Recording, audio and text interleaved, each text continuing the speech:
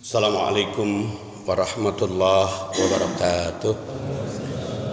Alhamdulillah wassalatu wassalamu ala rasulillah wa ala alihi wa sahbihi wa mawala. Amma ba'du fa ya ibadallah usikum wa iyaya bitaqwallah fa innal jannata uiddat liman ittaqa. Jemaah rahimakumullah, pada pagi ini insyaallah kita akan membahas surat Al-Falaq seperti direncanakan pada hari Sabtu yang lalu. Sebetulnya pernah dibahas secara sepintas pada tahun 2010, belum dituntaskan.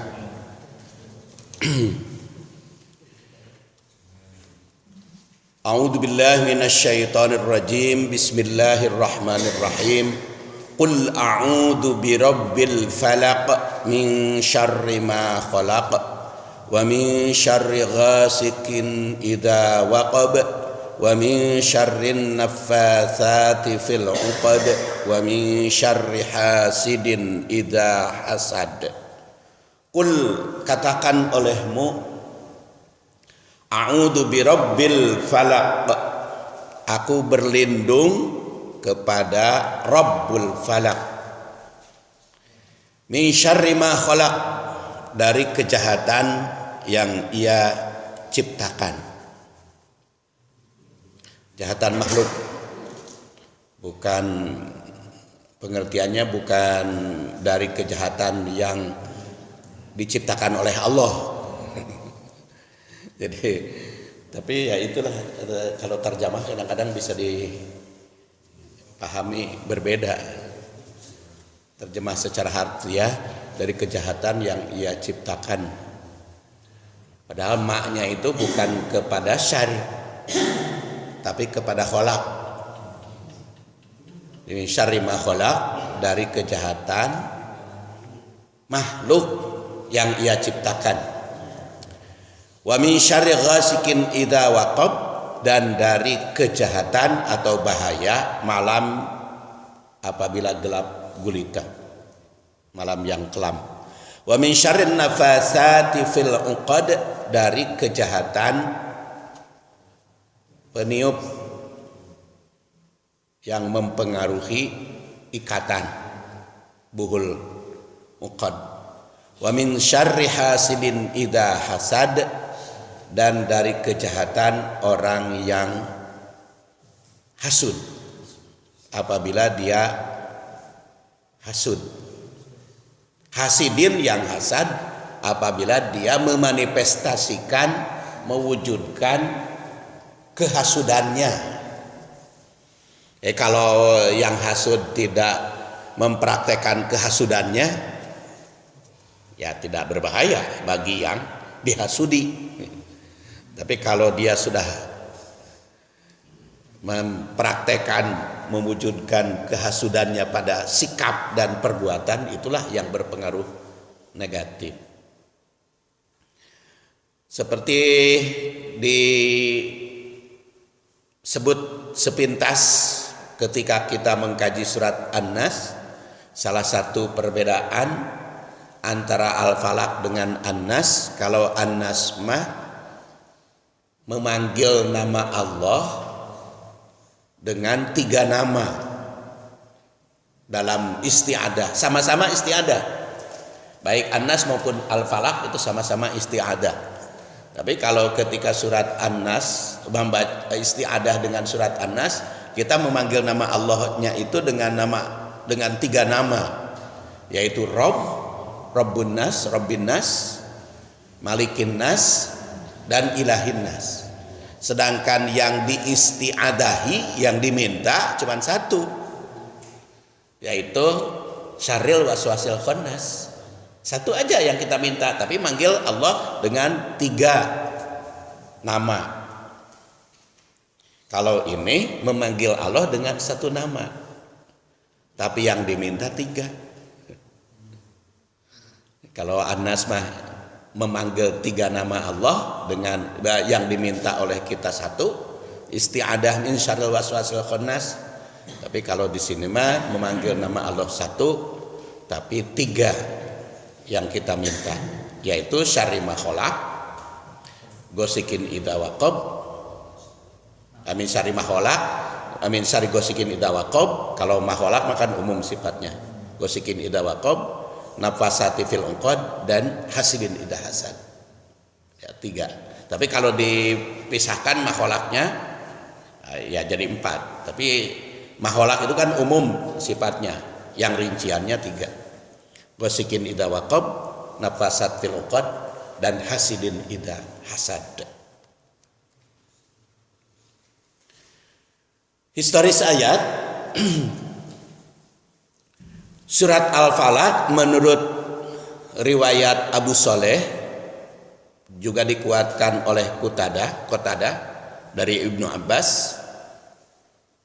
Ini turun di Madinah berkaitan dengan Yahudi yang berusaha menyihir Rasul. Namun menurut riwayat Quraib, Al-Hasan atau Ikrimah dan Jabir bin Abdullah masih bersanadkan pada Ibnu Abbas, surat Al-Falaq ini turun di Mekah. Jadi ada yang berpendapat surat Al-Falaq ini turun di Madinah berkaitan dengan usaha orang Yahudi menyihir Rasul. Ada juga yang berpendapat turun di Mekah. Kok bisa terjadi kata ini di Mekah, kata ini di Madinah? Ada 2 kemungkinan. Kemungkinan pertama, perbedaan persepsi saja, karena dia menerima ajaran surat Al-Falaq ini ketika dia di Madinah. Selama di Mekah dia belum menerima wahyu dari Rasul kepada beliau gitu. Itu kemungkinan pertama, sehingga beranggapan di Mekah di Madinah. Sedangkan beranggapan di Mekah dia sudah menerima sejak Mekah. Kemungkinan kedua, bisa terjadi 2 kali turun surat Al-Falaq ini, sama dengan surat Al-Fatihah kan. Ada yang berpendapat 2 kali turun di Mekah maupun di Madinah. Itu historis. Kedua, banyak riwayat yang menerangkan bahwa seorang Yahudi bernama Lubaid bin Al-A'sam, seperti pada minggu yang lalu ditanyakan oleh Pak Dedi, berusaha menyihir Rasul sallallahu alaihi wasallam sehingga beliau terkena sakit. Kemudian turun surat Al-Falaq ini berkaitan dengan perintah Allah untuk berlindung dari kejahatan sihir Yahudi tersebut. Usaha Yahudi untuk menyihir Rasul bisa terjadi karena kelompok tersebut memang jagonya sihir.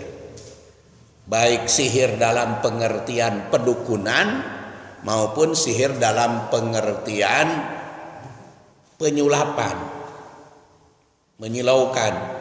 Dulu pernah kita bahas ketika membahas surat Al-Baqarah, bahwa pengertian sihir itu ada sihir yang sifatnya lahiriah, bukan dukun gitu.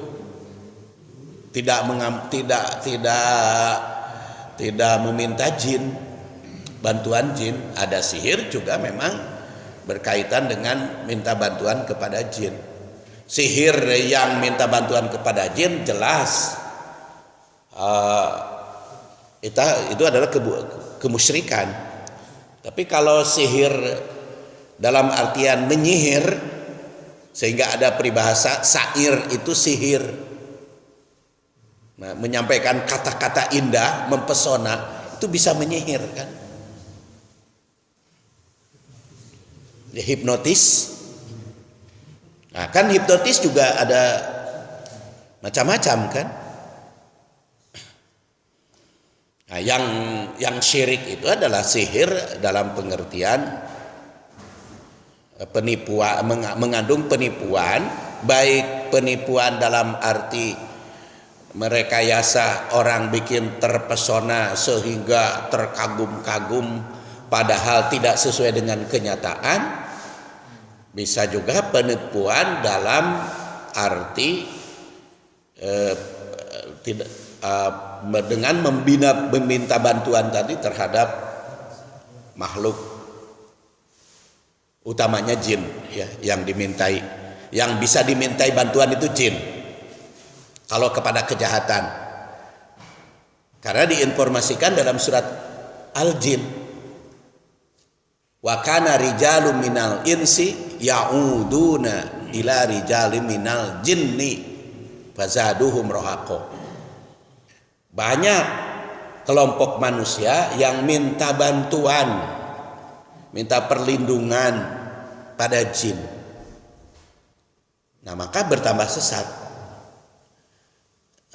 Ayat ini memberi informasi bahwa banyak manusia minta bantuan jin, dan informasi yang kedua bahwa jin bisa dimintai bantuan. Jadi kalau dikatakan banyak manusia yang minta bantuan pertolongan kepada jin, berarti memberi isyarat memang jin bisa dimintai bantuan.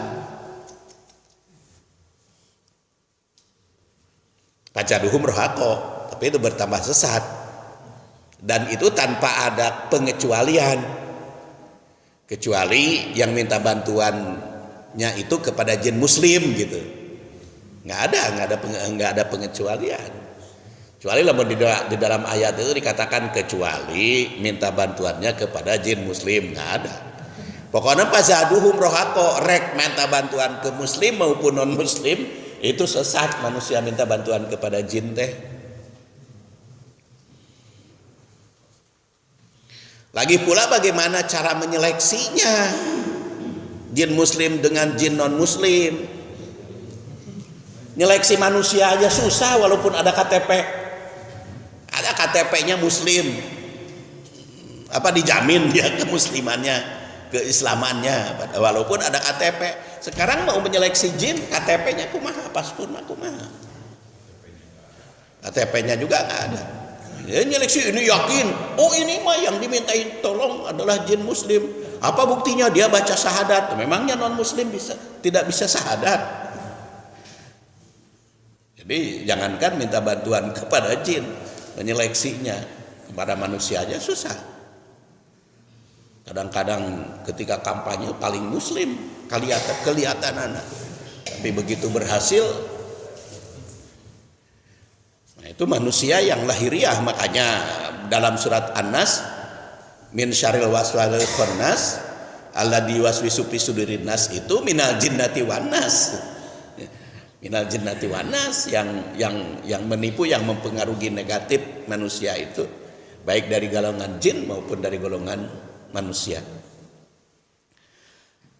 Jadi tentang sihir. Namun kalau Rasulullah SAW sakit disebabkan sihir, itu tidak sesuai dengan penegasan Al-Quran surat Al-Isra ayat 47 yang membantah tuduhan musyrik sebagai laki-laki yang terkena sihir.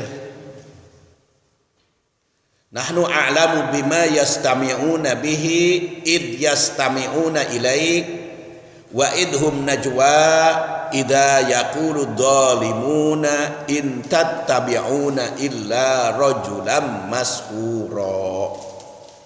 Kami lebih mengetahui dalam keadaan bagaimanapun mereka mendengarkan, sewaktu mereka mendengarkan kamu dan sewaktu mereka berbisik-bisik, yaitu ketika orang dolim itu berkata, kamu tidak lain hanyalah mengikuti orang laki-laki yang terkena sihir. Nah ini kan Al-Quran menegaskan bahwa orang yang mengatakan bahwa Rasul terkena sihir teh dolimun. Orang kafir yang mengatakan bahwa Rasul telah kena sihir itu bukan muslim. Artinya berita yang mengekspos bahwa Rasul terkena sihir itu bukan dari muslim, tapi itu dari orang dolim. Rasul itu tidak mungkin terkena sihir. Bahkan di dalam riwayat nanti kan kelihatan gitu rekayasanya itu, cerita-cerita yang demikian menarik gitu, panjang. Bagaimana Rasul terkena sihir itu tidak mungkin, kata ayat ini. Sama halnya cerita kisah Yahudi buta di sebuah pojok kampung itu kan, yang oleh Rasulullah SAW disuapin tiap pagi, itu kan cerita fiktif.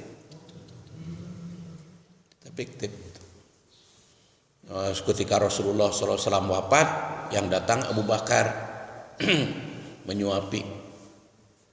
Kata si Yahudi buta itu, ini mah bukan yang biasanya. Kata Abu Bakar, enggak, ini saya yang biasa nyuapi. Bohong lagi Abu Bakar, bohong. Enggak mungkin Abu Bakar berbohong. Tapi itu kan tersebar di mana-mana cerita itu. Walaupun kalau kita selidiki dari mana asal usulnya, sanadnya seperti apa, dalam kitab apa, yang mendongeng, yang bercerita itu tidak akan menemukan, ya. Tidak akan menemukan dalam kitab. Tapi itu cerita berantai tersebar kemana-mana di berbagai media massa, apalagi televisi sudah sering diceritakan oleh para penceramah di televisi. Jadi seperti ini juga saya pernah dengar tentang Rasul terkena sihir. Ceritanya itu, rangkaian kata-katanya bagus sekali. Di televisi pernah saya dengar. Tapi kalau kita perhatikan dengan ayat yang lain, jelas orang yang mengatakan rajulan mashuro, bahwa Rasul rajulan mashuro itu orang dolim. Dalam ayat lain ditegaskan wa qala dhalimuna in tattabi'una illa rajulan mashura. Orang yang dolim berkata, kamu tidak lain hanyalah mengikuti seorang laki-laki yang terkena sihir. Surat Al-Furqan ayat 8. Rasul tidak mungkin kena sihir. Kalau disihir mungkin, terkena nggak mungkin.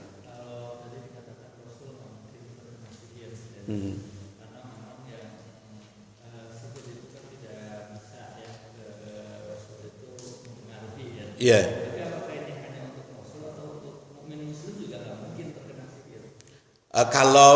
Kalau kepada bukan Rasul mah bisa terjadi. Kalau kepada yang bukan Rasul mah, yaitu di dalam ayat yang lain yufarriquna bainal mar'i wa zauji, yang bisa memecah belah antara suami dan istri. Sihir itu bisa. Makanya ayat ini mengajarkan agar kita berlindung. Jadi kalau tidak memungkinkan kena sihir, untuk apa diperintah berlindung, memproteksi? Kedua ayat ini mengecam orang yang mengatakan bahwa mukmin itu mengikuti orang-orang yang terkena sihir yang dituduhkan kepada Rasul. Disebutkan pula dalam ayat tersebut bahwa orang yang menuduh sihir pada Rasul, menuduh terkena sihir pada Rasul, sebagai orang yang zalim. Riwayat yang paling sahih adalah yang mengungkapkan bahwa surat Al-Falaq ini turun di Mekah setelah surat Al-Fil. Al-Filnya belum kita bahas. Sedangkan Lubaid bin Al-A'sam, yang orang yang suka bersihir, itu baru mengenal Rasul setelah di Madinah. Jadi saya katakan ada kemungkinan Lubaid bin Al-A'sam itu menyihir Rasul, cuman yang dibantah itu apabila ada yang mengatakan bahwa Rasul terkena sihir gitu. Jadi Rasul disihir oleh Lubaid, kemungkinan. Tapi kalau yang menyatakan sampai Rasulullah SAW panas dingin, kemudian pingsan, kan ceritanya kan begitu. Itu yang tidak memungkinkan. Oleh karena itu tidak mungkin sebab turun ayat lebih akhir dari ayat yang turun. Ya, jadi mungkin diajarkan lagi ketika ada yang menyihir. Kaitan dengan surat sebelumnya. Surat sebelumnya adalah Al-Ikhlas. Qul huwallahu ahad, Allahus samad, lam yalid wa lam yulad wa lam yakul lahu kufuwan ahad. Dalam surat Al-Ikhlas tersirat bahwa tauhid itu mencakup ibadah. Qul huwallahu ahad, bahwa Allah itu ahad, satu. Allahus samad, Allah itu samad, tempat bergantung, tempat berlindung. Itu pada ayat kedua. Kemudian qul huwallahu ahad, Allahus samad, lam yalid wa lam yulad wa lam yakul lahu kufuwan ahad. Maka bertindak dan bersikap itu jangan menyamakan Allah dengan yang lain. Allah itu beda dengan yang lain. Itu pada ayat yang ketiga. Nah, surat Al-Falaq ini utamanya memberikan didikan bagaimana bertauhid dalam berlindung kepada Allah dari berbagai ancaman dan kejahatan. Jadi boleh jadi keterkaitan atau bisa kita pahami keterkaitan Al-Falaq dengan Al-Ikhlas. Kalau Al-Ikhlas mah perintah bertauhid, ikhlas dalam akidah dan ibadah. Kalau surat Al-Falaq mah bagaimana cara memproteksi diri dari pengaruh negatif yang mempengaruhi tauhid itu. Al-Ikhlas, bertauhidlah kamu. Oke, saya siap bertauhid. Tapi kan banyak rongrongan sehingga menyimpangkan dari tauhid. Maka surat Al-Falaq, surat An-Nas. Jadi kalau dikaitkan dengan kehidupan sehari-hari, kehidupan berkeluarga, bermasyarakat, bernegara, bahkan berpribadi, berkeluarga, bermasyarakat dan bernegara, kita kan harus berdasar tauhid. Baik tauhid uluhiyah, mulkiyah maupun rububiyah seperti diisyaratkan surat An-Nas. Dan perintah segalanya berdasar tauhid itu ada pada surat Al-Ikhlas. Nah, namun baik dalam kehidupan berpribadi, berkeluarga, bermasyarakat maupun bernegara itu banyak rongrongan sehingga bisa menyimpangkan kita dari tauhid, sehingga akhirnya tauhid kita itu tercemar. Nah, maka diberikan bimbingan oleh surat Al-Falaq, surat An-Nas.